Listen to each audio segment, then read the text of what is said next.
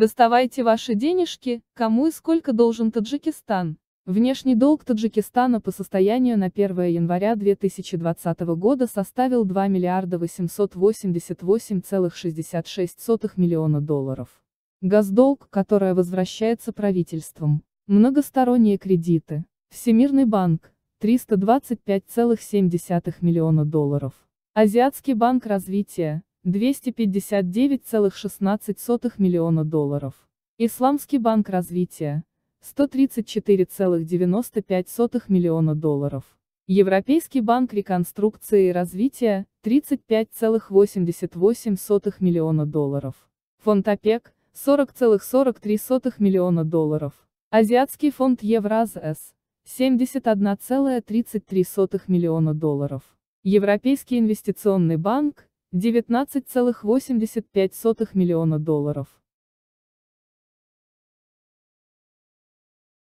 Азиатский банк инфраструктурных инвестиций – 18,19 миллиона долларов. Двусторонние кредиты. Китай Эксимбанк – 1 миллиард 163,87 миллиона долларов. Саудовский фонд развития – 78,10 миллиона долларов. Кувейтский фонд развития, знак доллара 37,44 миллиона. Франция – 22,38 миллиона долларов. Германия – 19,13 миллиона долларов. Фонд развития Абу-Даби – 9,71 миллиона долларов. США – 3,52 миллиона долларов. Ценная бумага облигация евробонды – 500 миллионов долларов. Привлеченный Нацбанком. Международный валютный фонд – 30,67 миллиона долларов. Китай – 4 миллиона долларов. Исламский банк развития – 2,54 миллиона долларов.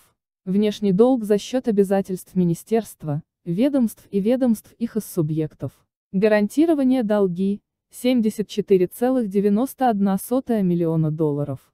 Долги госпредприятия без государственной гарантии – 31,52 миллиона долларов. Иллюстрация Азия _+.